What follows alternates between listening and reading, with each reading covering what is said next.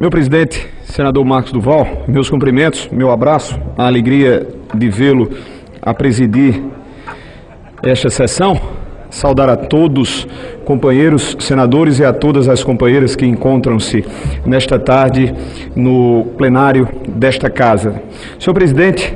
eu me sinto na obrigação de trazer ao conhecimento dos companheiros que conosco não puderam participar de uma reunião muito importante, ao meu ver, reputando-a como muito elucidativa na manhã de hoje, na Comissão de Desenvolvimento Regional, que contou com a presença de Sua Excelência, o ministro Gustavo Canuto, ministro de Desenvolvimento Regional,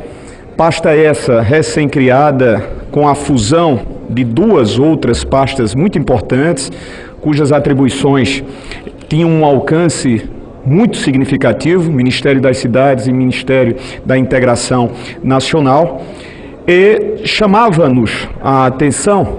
tanto a mim como aos demais outros integrantes, a forma muito equilibrada, muito competente, moderada de um cidadão, e não obstante a sua juventude, ainda a mim me parece no verdor do início, mas com a competência de quem está a ocupar por merecimentos, por ter passado na condição de funcionário de carreira do Estado, conhecendo a realidade de ambas as pastas. Fez uma exposição, um diagnóstico muito preciso sobre a realidade. E é razoável que nós entendamos, sem perdas dos merecimentos daquilo que foi exposto por Sua Excelência, ministro Gustavo Canuto, é razoável que nós tenhamos como mais fácil,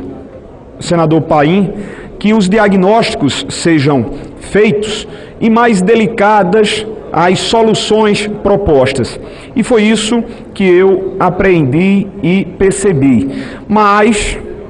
contudo, não deixou Sua Excelência, ministro Gustavo Canuto, de responder a cada um, a partir da Sua Excelência senadora proponente da sua visita, convite feito à senadora Zenaide Maia, como também demais outros, entre os quais este que vos fala. E algumas das nossas preocupações, algumas das nossas apreensões, começavam exatamente pela diminuição, a mitigação dos valores orçamentários que desde 2014 até o ano de 2018 foram reservados ao trabalho, às atribuições e, por consequência, ao alcance de políticas públicas as mais variadas, tanto pelo Ministério das Cidades como pelo Ministério da Integração.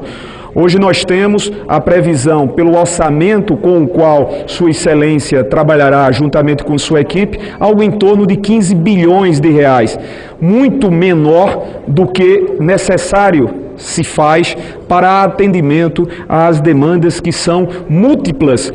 tanto das regiões como individualmente aos municípios e aos estados da nossa federação. E a inquietude ela foi geral. Como dar vazão, como solucionar ou propor saídas para tantos questionamentos. Questionamentos esses que se dão desde o meu querido e amado estado da Paraíba, ao seu querido estado do Espírito Santo, ao querido, não menos, estado do Ceará, meu senador Eduardo Girão. Como resolver tantas dessas demandas? E esse é o ponto crucial, nevrálgico, que nos cabe e que tem a incumbência maior de Sua Excelência, o Ministro da República, mas que terá que contar com a ajuda do Parlamento para que nós tratemos no tempo oportuno sobre a nova lei orçamentária que nós nos debruçaremos nesse ano de 2019, senador Alessandro Vieira, mas que não serão suficientes. E sabe bem o ministro Gustavo Canuto que não serão as individualidades, as sugestões de cada um dos senhores deputados federais, dos senhores e senhoras senadores, nas emendas impositivas, que farão mudanças maiores sem que o próprio governo federal se determine a criar alternativas e saídas com as quais, ao seu lado, no seu dia a dia, eles podem contar. E citávamos o caso do BNDES, citávamos o caso do Banco do Nordeste do Brasil, que são fomentadores, mas quando nós buscamos e quando nós mergulhamos para saber qual é a dimensão da participação desses bancos fomentadores de desenvolvimento nos empreendimentos que efetivamente façam mover a economia regional ou as economias regionais, nós verificaremos, meus queridos companheiros, que me dão com muita alegria e com muita honra, porque afinal de contas, distintos companheiros e muito mais qualificados do que eu próprio, a atenção de me ouvir, quando nós buscamos, presidente Marcos Duval, qual é a participação percentual do BNDES nesses propostos projetos regionais, você vê uma escala ou você vê um percentual bastante, quase que irrisório. Da mesma forma o Banco do Nordeste do Brasil, da mesma forma o Fundo de Investimentos do Nordeste. E o próprio ministro dizia, senadores, nós buscaremos ter acesso a esses recursos. Fundamental que nós tenhamos os projetos e esses não faltam, nós poderíamos aqui elencá-los, pelo menos aí 2 dezenas, a Transnordestina, que há quanto tempo se arrasta, há pelo menos 2 décadas e 5 anos, sob o controle de uma concessionária que ano após ano, ou que período após período, remete propostas para postergar a sua conclusão, como se deu agora recentemente, desejando entregar a Transnordestina no ano de 2027. Tamanho do prejuízo que nós já tivemos que absorver e que já nos foi imposto às economias do Piauí, do Maranhão, do Pernambuco, enfim, demais outros estados que teriam acesso direto e aqueles outros que indiretamente seriam beneficiados. Tive também a preocupação de falar desta feita particularmente, e eu não sei se essa é a mesma realidade que, sem exageros, assombra os representantes no Senado, na Câmara Federal, em nome de prefeitos dos seus respectivos estados. No meu, particularmente, estado da Paraíba, muitos são os prefeitos que buscam-nos para dizer das suas aflições no tocante às resoluções ou às soluções que precisam ser dadas aos resíduos sólidos, destino dos resíduos sólidos. E hoje, esses prefeitos, gestores e gestoras, estão sendo colocados numa situação muito difícil, muito delicada, senador Paulo Paim, porque estão sendo chamados pelo Ministério Público Federal para que assinem termos de ajustamento de conduta, estabelecendo prazos para que seja cumprido o marco regulatório que também já foi estendido desde a sua proposta no governo de Sua Excelência ex-presidente Luiz Inácio Lula da Silva, mas com quais recursos estarão eles a ter acesso para a consecução dessas obrigações. Diferentemente de outros municípios, e até abro aqui um parênteses para dizer que vivenciei isso enquanto prefeito de Campina Grande, quando demos solução ao caso dos resíduos sólidos, nós fizemos uma parceria público-privada e também colocamos e aliamos aos mesmos interesses de municípios circunvizinhos a Campina Grande um aterro sanitário. Mas nós estávamos falando sobre uma cidade de 400 mil habitantes, que não apenas estava na dependência dos minguados e parcos recursos de transferências constitucionais, meu querido senador Regufe, mas quando nós levamos em consideração, e lá no Nordeste, mais ainda do que o sul do país e os seus 3 estados, mais ainda do que o centro-oeste, mais ainda do que o sudeste, os municípios lá de 5, 10 mil habitantes, as suas administrações, elas não dispõem desses recursos suficientes para levar adiante a cabo essa exigência. Eu não estou desconhecendo que o Ministério Público esteja indo além das suas obrigações como fiscal da lei. Mas nós temos que ter uma mediação onde o Ministério do Desenvolvimento Regional possa colaborar e possa instar, provocar e trazer a participação dos bancos fomentadores e que possam fazer investimentos também nesse setor. O ministro Gustavo, ele assumiu o compromisso de também tratar esse assunto com especial atenção. Falei sobre as questões que envolvem o saneamento e ouvi senador Paulo Paim. Nós vamos tratar sobre a medida provisória 868. Na Câmara Federal, ainda bem, porque estava em curso a tentativa do governo federal de aprovar a toque de caixa, desrespeitando aquilo que fundamentalmente faz parte do processo de discussão, de diálogo, de ouvir as contestações, de poder aperfeiçoar as propostas legislativas. A medida provisória 844 o senador Marcos Duval, que preside-nos nesse instante, simplesmente dava e afrouxava o acesso da iniciativa privada sobre empresas públicas de saneamento que, sabidamente, elas são lucrativas, são competentes e são eficientes. Isso era o proposto, sob o argumento de que há uma necessidade de abrir esse setor, esses serviços que são prestados de abastecimento e de saneamento. Por quê? Porque as empresas públicas que porventura estejam ainda sob domínio das administrações públicas estaduais ou até mesmo municipais, não têm essa condição. Lá no nosso estado, na Paraíba, nós temos uma presença de uma empresa que foi superavitária. A empresa Cagepa tem sido superavitária. Agora, eu vi hoje e quero fazer aqui referências. Sua Excelência, o Ministro da República, disse taxativamente, com todas as letras, você não pode, apresentando uma nova medida provisória, a 868, desconhecer que existem, caso seja aberta a participação privada a esse setor,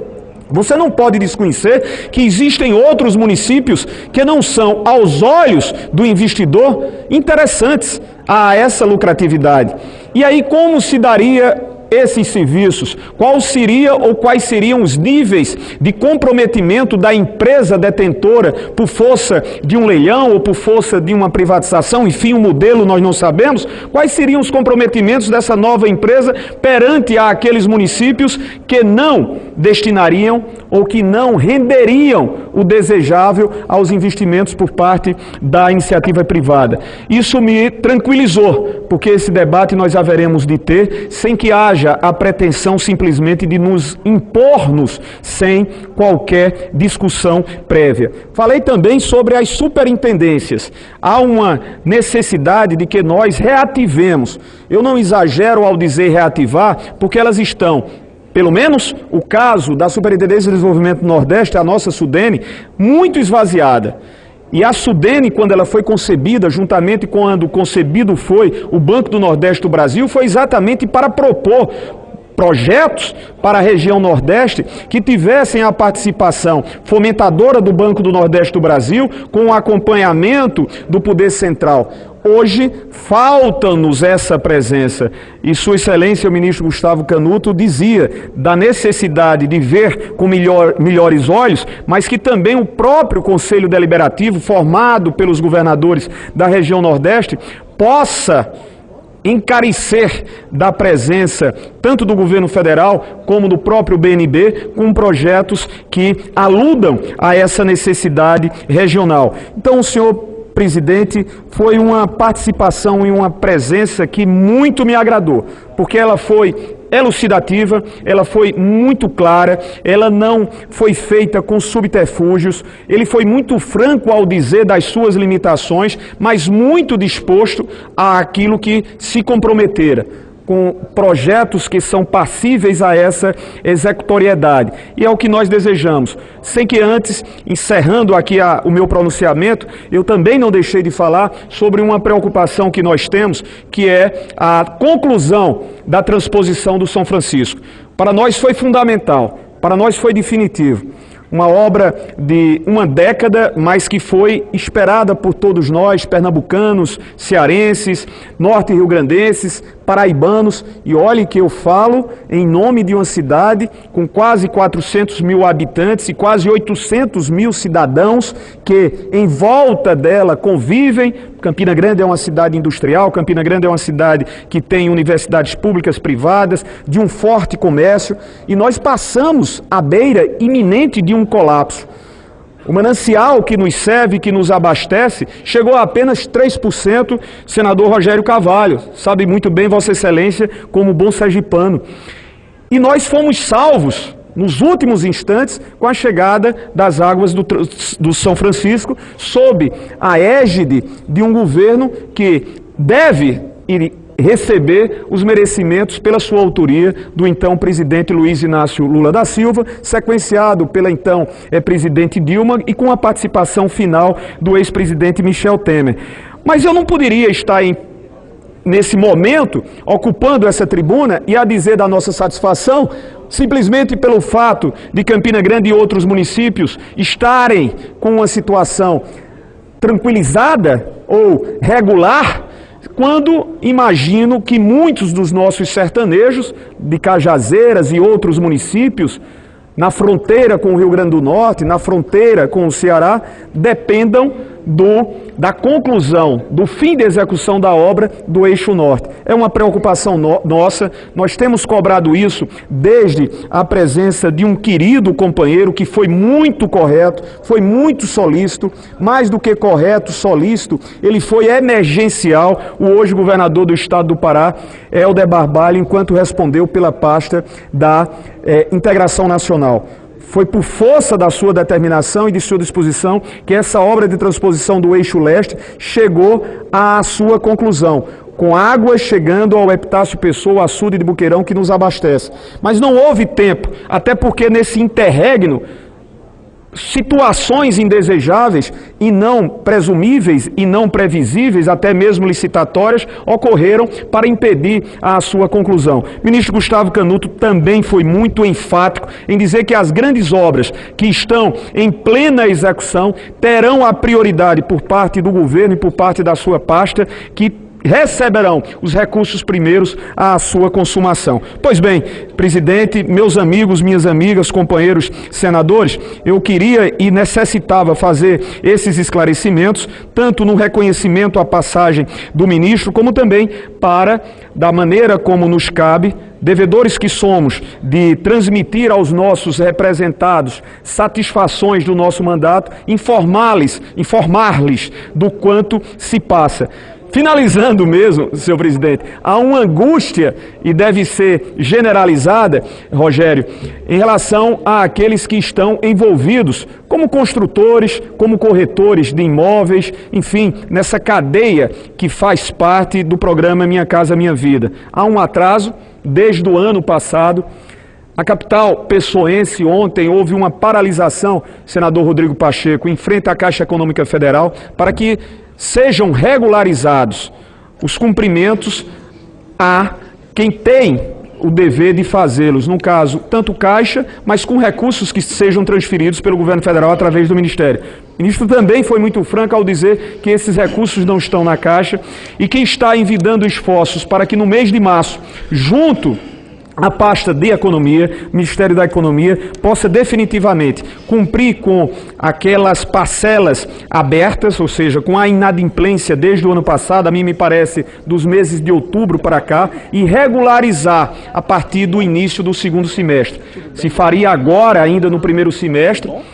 dizendo-nos também da necessidade de que, quando formos trabalhar o orçamento de 2019, senador Jaime Campos, levemos em conta a necessidade de um aporte de 1,5 bilhão de reais para que nós mantenhamos o projeto Minha Casa Minha Vida da maneira como tem sido executado, de maneira exitosa e exultante, porque nós sabemos das suas consequências, dos seus efeitos benfazejos à economia nacional e a tantos que dele, programa Minha Casa Minha Vida, tem desfrutado. Grande abraço a todos os senhores, muito grato à Sua Excelência pela sensibilidade de me oportunizar esse instante.